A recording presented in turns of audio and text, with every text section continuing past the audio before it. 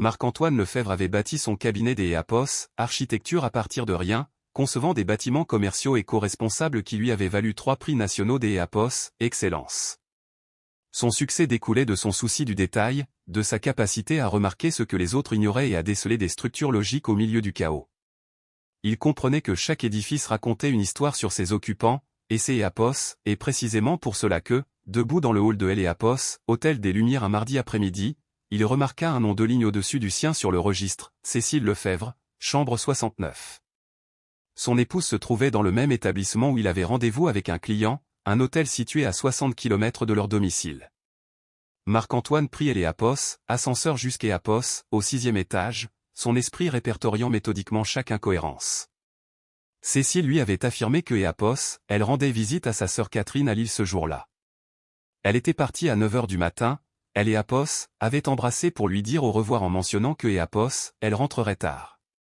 Or, Lille se trouvait à 2 heures de route dans la direction opposée. La chambre 69 se situait au bout du couloir. Marc-Antoine frappa à la porte, son rythme cardiaque restant stable malgré l'EAPOS, anormalité de la situation. Il avait toujours su garder son sang-froid sous la pression, une qualité qui faisait de lui un excellent négociateur avec les clients difficiles et un expert pour résoudre des problèmes structurels complexes. La porte EAPOS ouvrit sur Cécile, vêtue des EAPOS, une simple serviette des EAPOS, hôtel, ses cheveux sombres encore mouillés et plaqués en arrière. Pendant un instant, aucun des EAPOS, ne prononça un mot. Puis, le visage de sa femme devint livide tandis que sa main se crispait sur le chambranle de la porte. « Marc-Antoine, tu es là » balbutia-t-elle. « J'y ai EAPOS, et une réunion de travail en bas » répondit-il calmement. « J'y ai EAPOS, et vu ton nom sur le registre et j'y ai EAPOS, et pensais venir te saluer. » Il fit un pas en avant et elle recula machinalement, le laissant pénétrer dans la pièce. l'EAPOS, espace offrait le luxe standard des EAPOS, un grand hôtel avec un lit king size, une vue sur la ville et un mini-bar. Le lit EAPOS était pas défait, mais les draps étaient froissés et entremêlés. 2 verres étaient posés sur la table de chevet, l'EAPOS, un présentant encore des traces de condensation. Cécile resserra sa serviette contre elle en murmurant que EAPOS, elle pouvait expliquer. « Je EAPOS, en doute pas » rétorqua Marc-Antoine en EAPOS, avançant davantage, son œil des EAPOS, architecte notant chaque détail, 2 serviettes usagées et encore humides, ainsi que de la buée EAPOS, échappant du bas de la porte de la salle de bain. Une montre des EAPOS, homme en platine, coûteuse et des EAPOS, un style qui ne lui appartenait pas, était posée sur la commode. C'est EAPOS, et alors que EAPOS, il entendit un léger déclic, le verrou de la salle de bain venait des EAPOS, être tourné de l'EAPOS, intérieur. Quelque EAPOS, un se cachait là. Marc-Antoine regarda sa femme et lui demanda froidement qui se trouvait là. Elle se plaça entre lui et la porte, l'EAPOS, expression désespérée, le suppliant de ne pas entrer et de la laisser EAPOS, expliquer des EAPOS, à bord, affirmant que EAPOS, il voyait de qui EAPOS, agissait, tout changerait. Cette phrase l'EAPOS, intrigua, EAPOS, avait pas dit que leur mariage prendrait fin ou que EAPOS, il serait furieux, mais que, tout changerait, ce qui impliquait quelque chose de bien plus vaste que EAPOS, une simple infidélité. Il étudia le visage de Cécile et y vit de la peur, certes, mais aussi une forme de calcul. Elle réfléchissait déjà à son prochain coup. « Depuis combien de temps » demanda-t-il doucement. Elle déglutit avec peine avant de lâcher, 3 ans. Ce chiffre fit descendre un froid glacial dans la poitrine de Marc-Antoine. 3 années de mensonges, de prétendues visites à sa sœur, de clubs de lecture et de retraites de yoga. 3 années durant lesquelles il lui avait fait une confiance absolue, bâtissant leur vie commune pendant que EAPOS, elle menait cette double existence. « Qui est-ce » demanda-t-il à nouveau, sa voix demeurant des EAPOS, un calme olympien.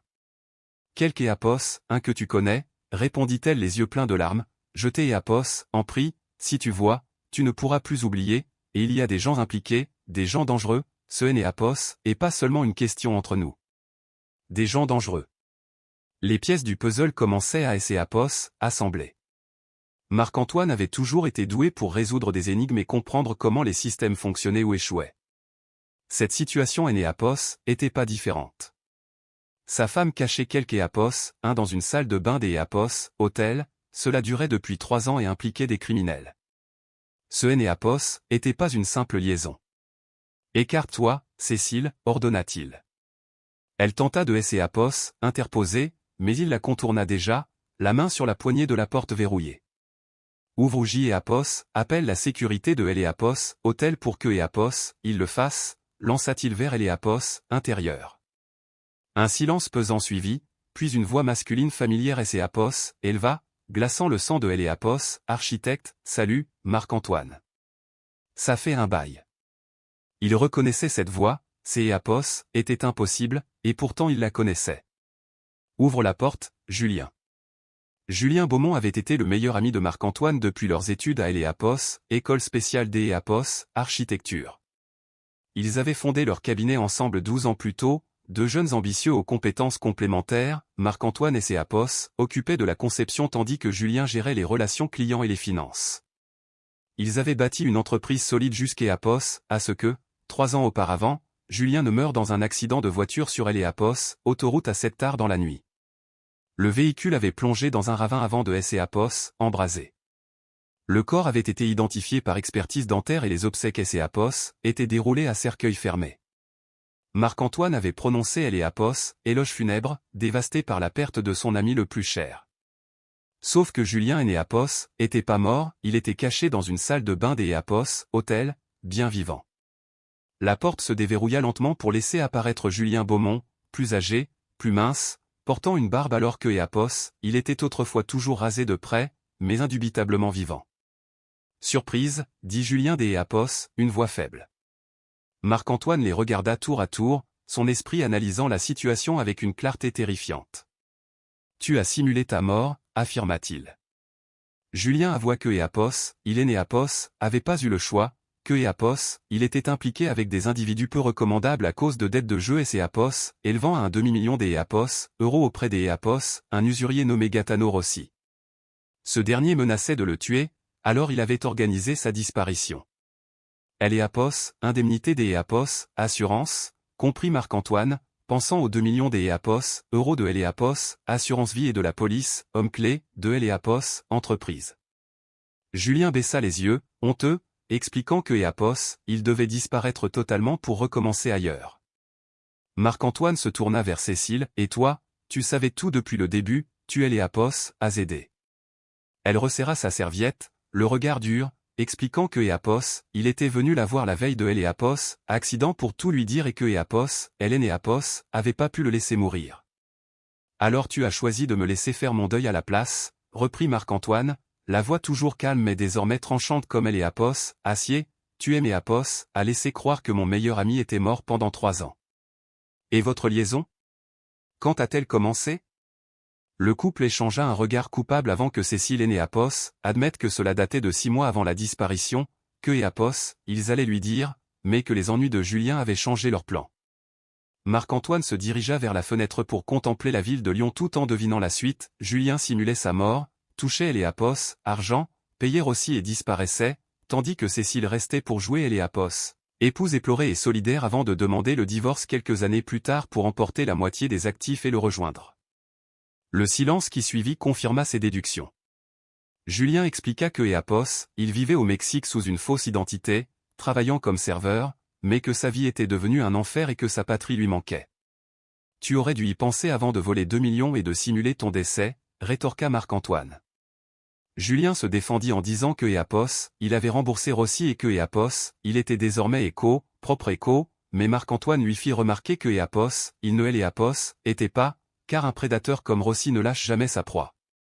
Il sortit son téléphone et montra un article de presse que Apos, il avait conservé, Gaetano Rossi avait été arrêté 8 mois plus tôt pour racket et extorsion de fonds.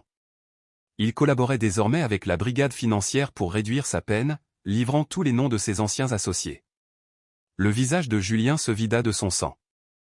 Marc-Antoine poursuivit froidement en expliquant que la police savait forcément pour lui, pour cette dette de 500 000 euros disparue juste avant sa mort éco. Cécile murmura des Apos, une voix tremblante que ces Apos, était pour cela que Apos, il était revenu. Julien se leva, désespéré, invoquant leur ancienne fraternité pour demander de Apos, aide. Les frères ne simulent pas leur mort et ne couchent pas avec la femme de leur meilleur ami, répliqua Marc-Antoine avant de rire des Apos, un son bref et amer. Il demanda à Cécile si elle et Apos aimait ou si tout cela et Apos était que Apos, une question des Apos, argent.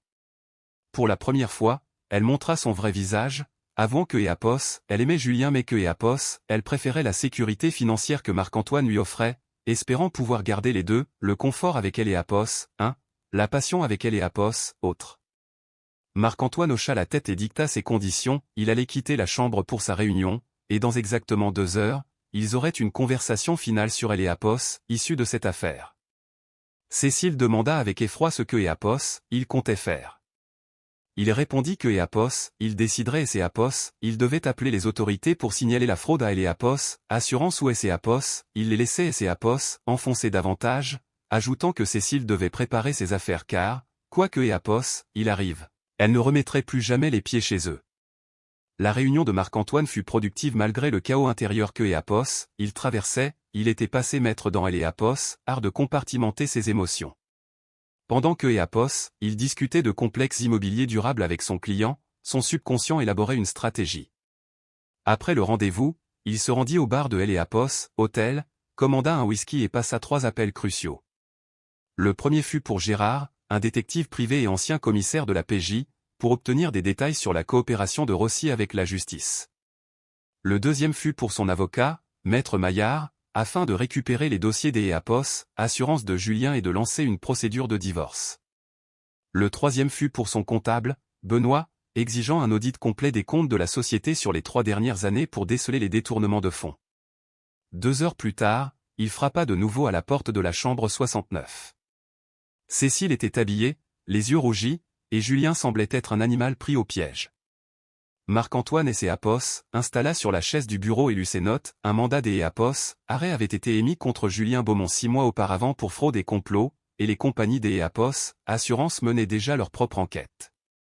Il leur révéla également que Eapos, il savait pour les 400 000 € détournés des comptes de Eapos, entreprise avant la fausse mort. Cécile ferma les yeux en réalisant que Eapos, il avait tout découvert.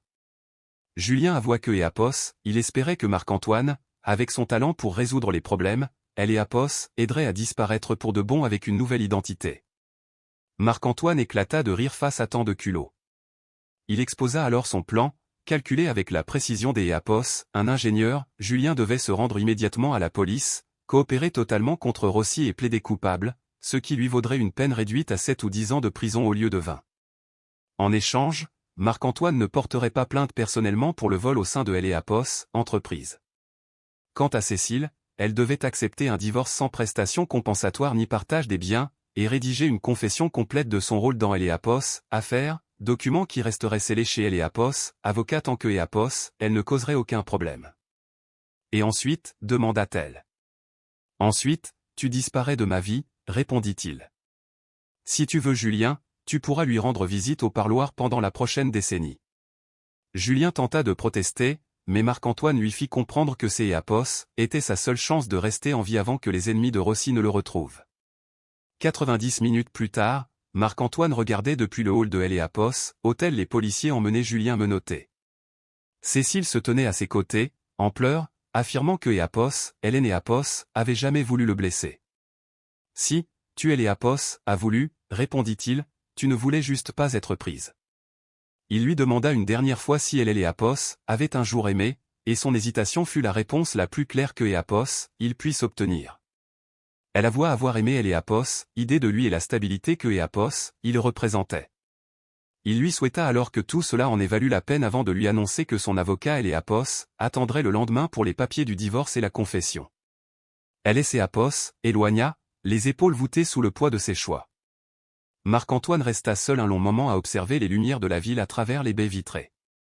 Il se sentait vide, mais étrangement en paix.